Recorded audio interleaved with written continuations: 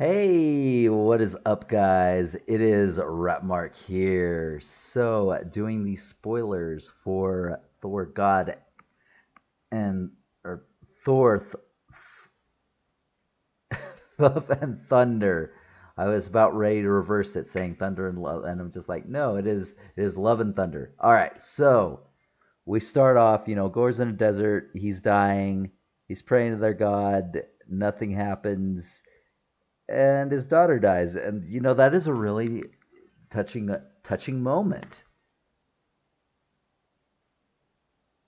and that's one where you do feel it. And then uh, so he goes to his god, like out of nowhere. There's an oasis leading to Rapu's realm, which is much more lush, and him and a few other, I don't know if they're gods or just like lesser followers, whatever, but they have hunted down the carrier of the Necro Sword, and they're celebrating.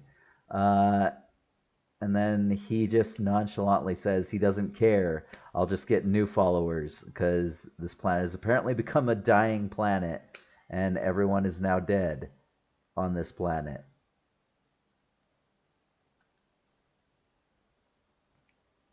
And that is, yeah. So after that, he says he's going to kill him.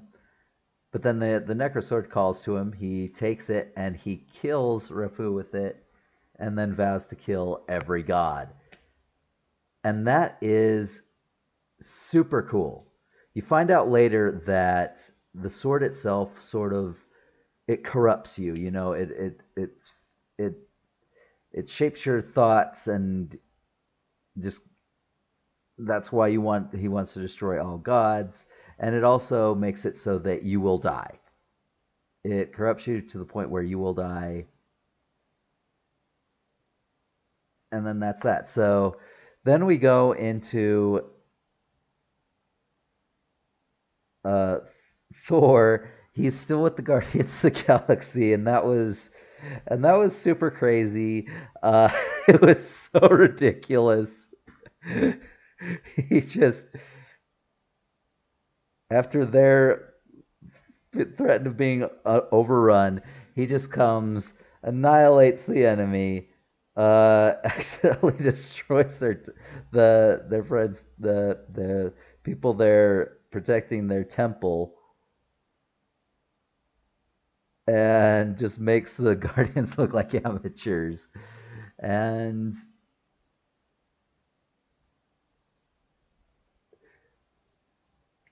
and that's where he is essentially given two goats as gifts for what they have done, and they are screaming goats.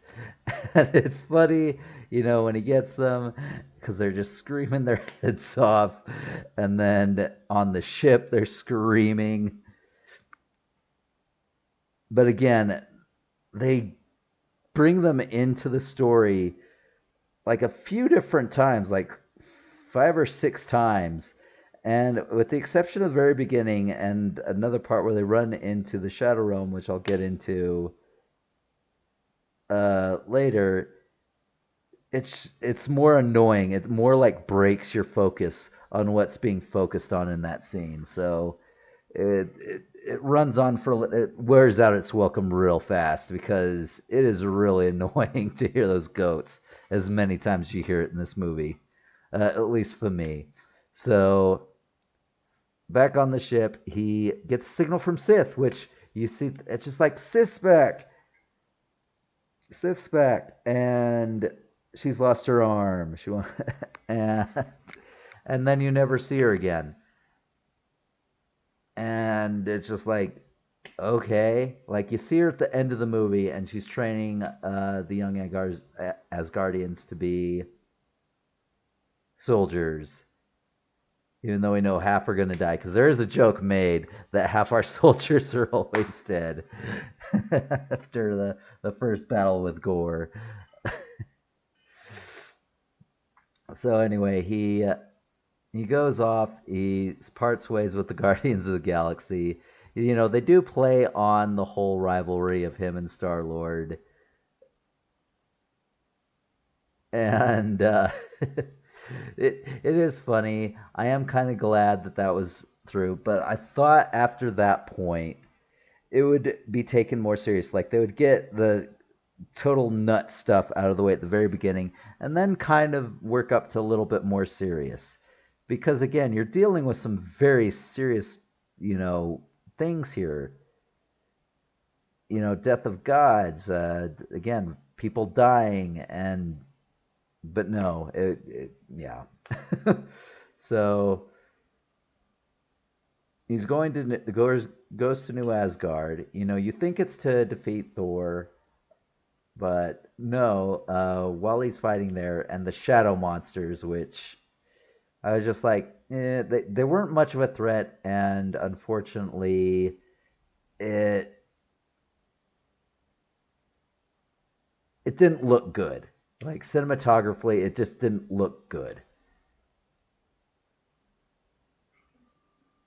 But I loved. Uh, but he runs to Jane Foster. So before this, it starts with the whole thing. Like I literally thought, and the trailers kind of led that on, that she would just show up and then sort of explain it. But no, it literally starts her off. She has stage 4 terminal cancer, and she reads this book that again shows Mjolnir and how it increases vitality. So she goes to help it since science isn't helping, and maybe help her. And so that's how she becomes the mighty Thor. So she's there. There's a fight. Now, after that, it goes again into this whole expedition thing where it's explained that Mjolnir goes to him. So in the battle, Mjolnir goes to him, but it doesn't go to him, and it goes back to Jane, and explains this by essentially in a big expedition jump during when they were together. There was a point where he said, "Protect her at all times," and so yeah, it reforges, bonds itself to her due to that enchantment. You know, does it really? And apparently the hammer called out to her as well. So they stated it. They didn't really show it very well, unfortunately. So I think that one was kind of like it's mentioned, so it kind of gets a pass, but it doesn't really show it really well. She just sort of goes over there after looking at it in a book. So yeah. But anyway, so that happens.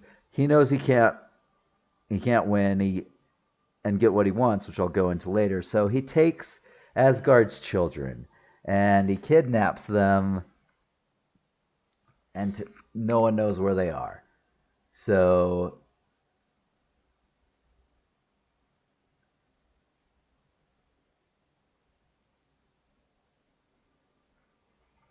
Jane goes off and just like, yeah, I jumped the gun. I don't know what's going on, or where to go. And then Thor, so while they're talking, and this is sort of in New Asgard, which is now essentially a tourist town, a tourist trap, you know, and it's super funny. Like there's just merchandise and shows, and they have the play. Oh my gosh! So yeah, the playmaker. So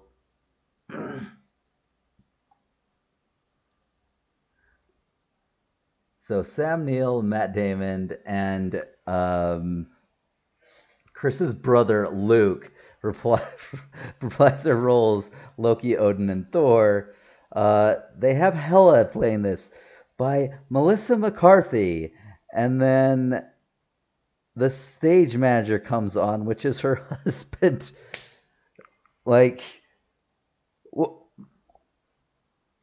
I, why? I don't know. Like, they decided to have that in there, and they cut off three other people who I would have loved to have seen in this. Like, all right, yeah. Don't get me wrong. I love Melissa McCarthy, but this just seemed like out there to an extreme, and I just don't get it. But whatever. But yeah, so yeah, they still do the play, and that's something. Uh, and they go. So again, this is the thing with Stormbreaker, like being jealous and mad at Thor for wanting Mjolnir. Uh, he goes, and the Bifrost, like it won't let him go, and at that point it's just like, oh my gosh, you're turning a running gag into a plot device at this point. Like, he can't get where he's going with the Bifrost because it's mad at him, and it's just like, oh, so they have to take a boat. So yeah, but while they're talking, this head shows up, which is Axel, um,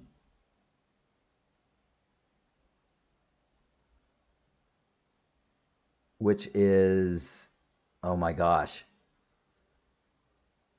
what is his name? The old gatekeeper.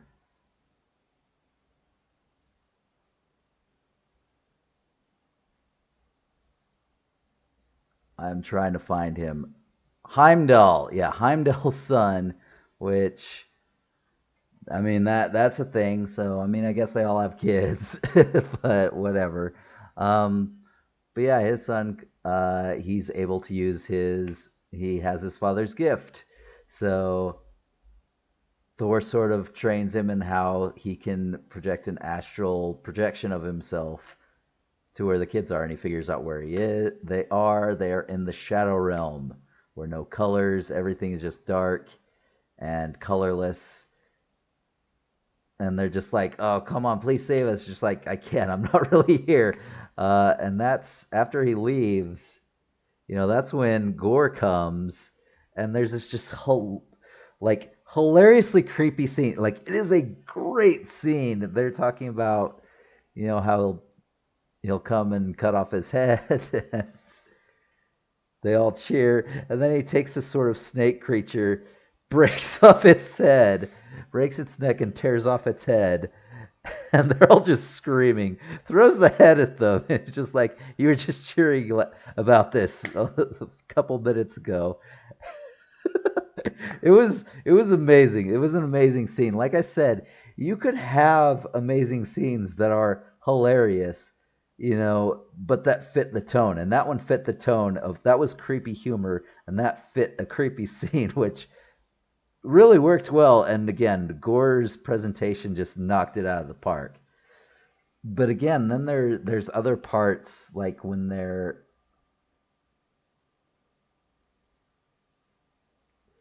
talking on a boat after Omnipotent City, which I'm going to get into in a sec. This is after that, though, where they're talking, and there's a real moment there, and then it's interrupted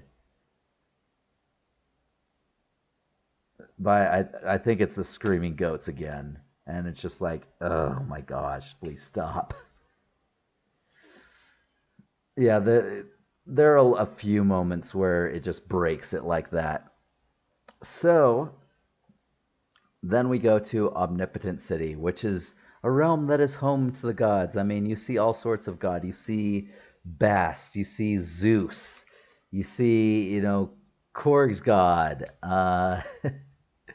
You see just all sorts of god. Like, it is crazy. You even see two celestials that are just, hanging out there. They're just sitting in the city, just chilling. So that was kind of cool. But the scene itself just seemed really long. Again, this is like a 20, 25 minute scene.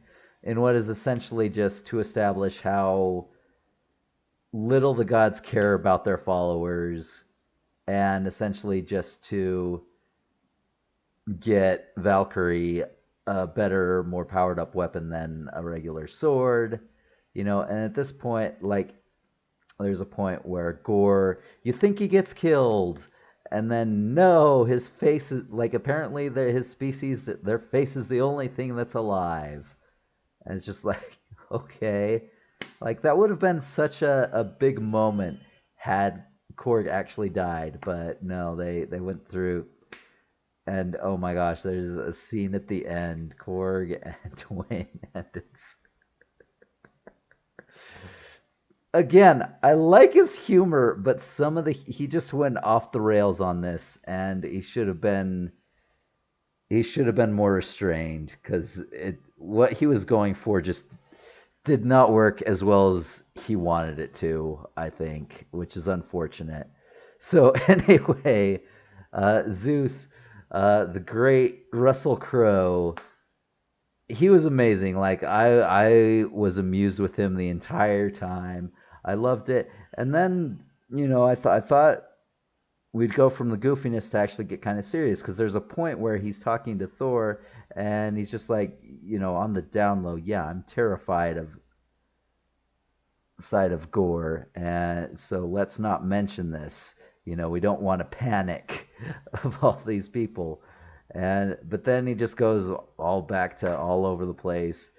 He's planning an orgy, and that's pretty much all the other gods are caring about. It's it's so ridiculous. So anyway, after Zeus, you think that he kills Korg, Zeus throws his thunderbolt, Thor catches it and impales him with his own thunderbolt, which absolutely great in my opinion. I loved it. But then you find out that Gore's not, and it's just like, that was a deep moment, and you pulled me out of it again. It's like, thanks a lot. So after they escape, the journey continues. So Thor and Jane, what I was talking about, they had that conversation, which, you had a moment, and then it's interrupted again. You get pulled out of it through something stupid, and it's just like, this should have. And then she reveals that she has cancer, and it's just like, I love the fact that you wanted this to be lighthearted, but that you need to allow your audience to feel things, and they can't feel things if you keep interrupting things from being felt, and some of them will get actively annoyed when you pull them out of them feeling something. So anyway, we get to the Shadow Realm, and that's where the other funny part is. The goats, and the boat, they run into this shadow planet, and then they start screaming, and yeah, that I burst out laughing. That was hilarious to me. And it still kind of makes me laugh, as you can tell. But yeah, the screaming goat thing, just it got old really fast. But that one, at least it got a laugh out of me for sure. But anyway, they can't find the children, and Foster realizes that this is a trap to take Thor's axe, because essentially what he needs is Stormbreaker to be able to enter the realm of eternity. So eternity is is it a celestial?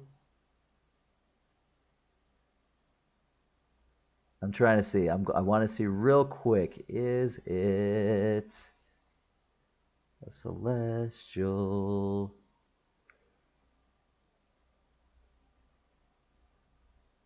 Eternity, infinity, Big Bang. They represent. So,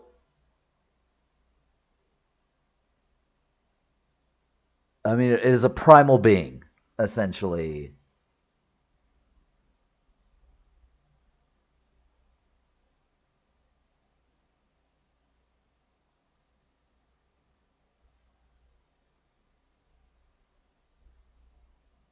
So yeah, it is a very primal being that will essentially grant any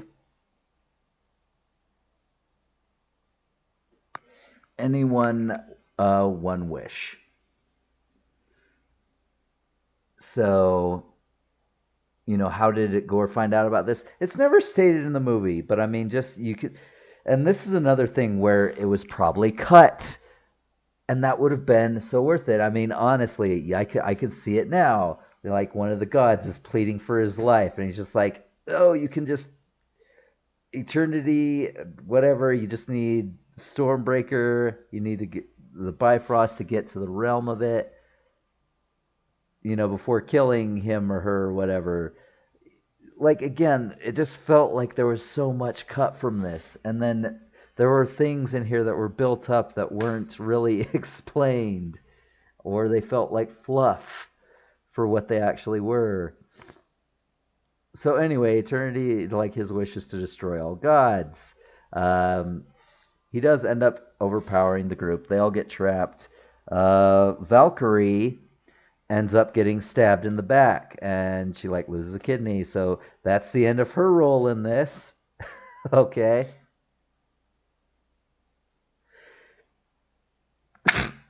Uh, but yeah, they get out of there.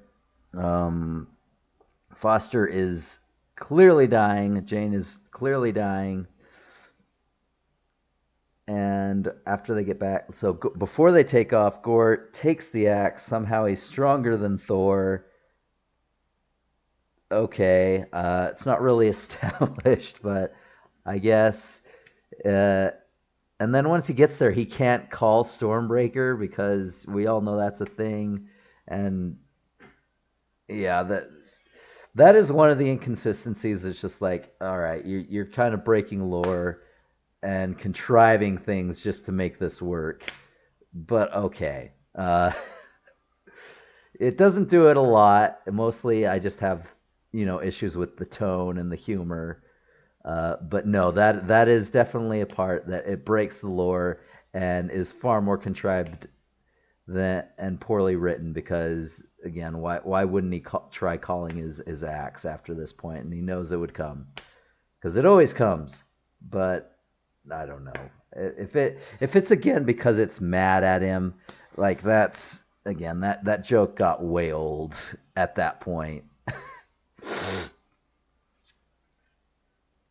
But anyway, so Jane's in the hospital, and he tells if you use the hammer one more time, it will kill you. So it's just like I will fight Gore by myself. You don't do anything, and she kind of agrees. And that was the one moment where he's talking to her, where I was actually allowed to feel something without something trying to be funny interrupting it. So again, if there had been more of that, this movie could have been another 9 or 10. But again, it just went too off the rails with the humor, and yeah, it was to the detriment of the movie, unfortunately. Um, so anyway, so he goes to fight Gore alone. He finds the kidnapped children, and using Zeus's thunderbolt, he imbues them all. He turns them all temporarily into Thors, which led to what is, in my opinion, the cringiest battle of this whole movie. So he summons his Shadowbeast, and the kids fight the Shadowbeast while he fights Gore, and it's just so ridiculous. Like there's a kid with a bunny that can just shoot lightning, and she's just spinning around, and oh my gosh, it's like who is this made for? And also, like a lot of people's kids are in here, by the way. Hemsworth kids are in here. Taika Waititi's kids are in here. Uh, Bale's kids are, yeah, Christian Bale's kids are in here, and Natalie Portman's kids are in here. It's like, oh my god, You gotta, yeah, it was very, this was very catered to kids.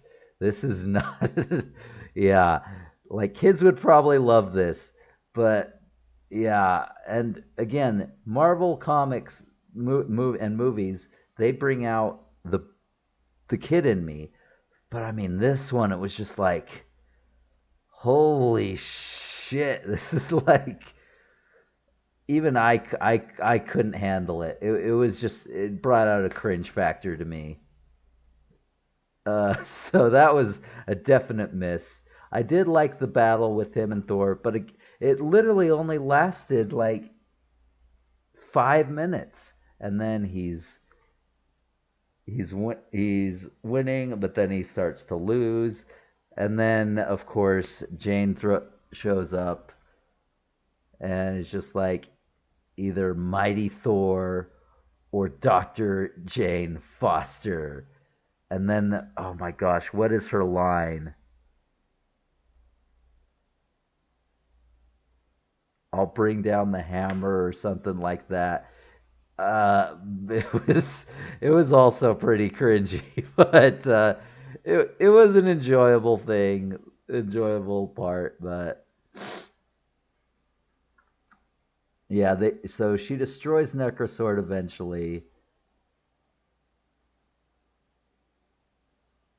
and then they all go into Eternity's realm. Uh, Mjolnir can no longer protect Jane from her condition. She is clearly dying on her last legs, and Gore is poised to make the wish, and Thor is just like, no, you've won, and if you've made up your mind, I'd rather spend my last moments with the woman I love, Jane, which is, another touching moment, which I did enjoy. But at that point, I was like so out of like I that scene would have been so much more emotional if the humor hadn't been so off the rails in throughout the entire movie. Like that was a great scene, and some people are going to be affected by its emotion, and it would be great. But for me, I was just so out of it from the like back and forth, being sucked in and then pulled out, and it was kind of annoying to me. So essentially, he's just like, all you want is love, It was all about your daughter. And then he sees her holding Jane, and he imagines his daughter, and then he realizes that no, he doesn't want to destroy the gods, and he instead asks to bring his daughter back. But he's dying, and it's just like, okay. Like, he seemed fine, and then all of a sudden, he's dying. I mean, I know that's the whole curse of the sword, but it was a pretty abrupt shift from how it was coming off. So yeah, whatever on that. But he doesn't want her to be alone, and Jane's just like, she won't be alone. So Thor takes her in after that. Jane dies, and she fades out like an Asgardian, through lots of fairy stardust stuff. Uh, and then Gore dies from his curse after asking Thor to care for her, and her name is Love. And then you go to the very end where Korg's body is restored, and he starts a family with Dwayne. Oh man, that still kind of gets me. Anyway,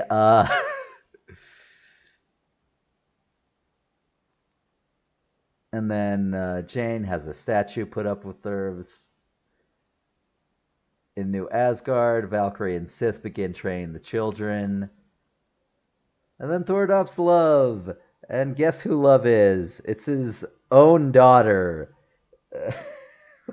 Just like, oh my sweet God. How many of your kids did you have in this? And here's the choice I wasn't really a fan of. Like she joins him on the heroics, becoming a hero. She has Mjolnir. He has Stormbreaker. How she has powers, I don't know. But she does.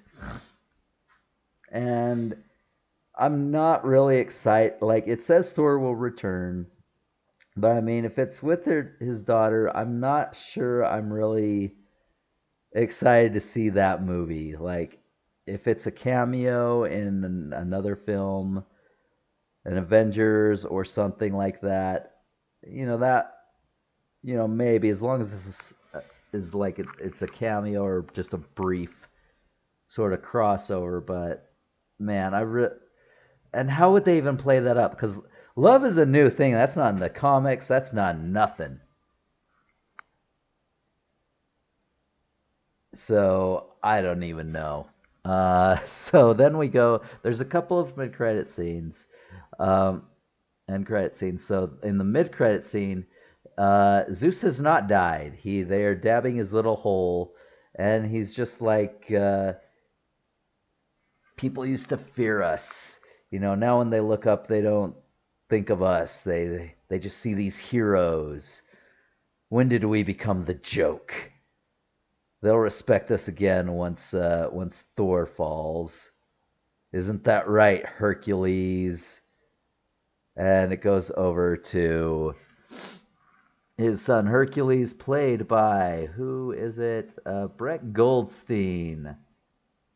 And I don't know. I'm not too thrilled with how they're portraying Hercules here, with what I know of the comics. I mean, but then again, I could be wrong.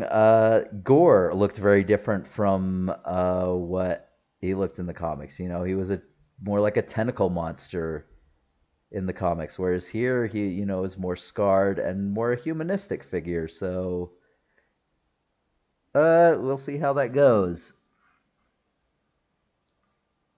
So, yeah, we'll see on that. And then the final post-credit scene, Jane arrives at Valhalla because she died in battle and is welcomed by Heimdall. Whether that plays into anything, who knows, or if it's just, the conclusion and she winds up in Valhalla. So anyway, that is everything. One thing I'd like to again point out, like, differences between comics and the movies. Like, again, the whole multiverse is a thing. Like, I think the prime Earth is established as Earth, like, 616 or something. Like, I'd need to look up the actual numbers.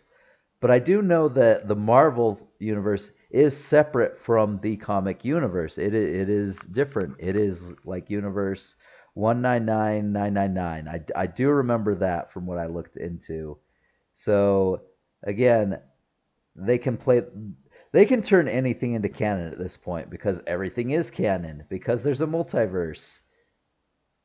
So so there's that. So like I said, it's all crazy. I did enjoy this film. I do think you should go out and see it.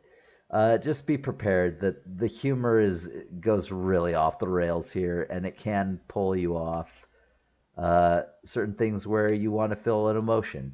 Um, but yeah, the performances were great. But unfortunately, I thought a lot of stuff was just cut short, and it feels like some things just sort of happen and are contrived. So, still good film. I enjoyed it, and I think most people will as well. They just might find the humor a little grating at certain points. So anyway, there's my thoughts on uh,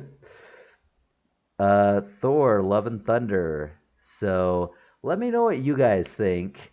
Um, and I will see you guys next time. So yeah, that's a 7 to 10 for me. I will see you guys next time. See ya.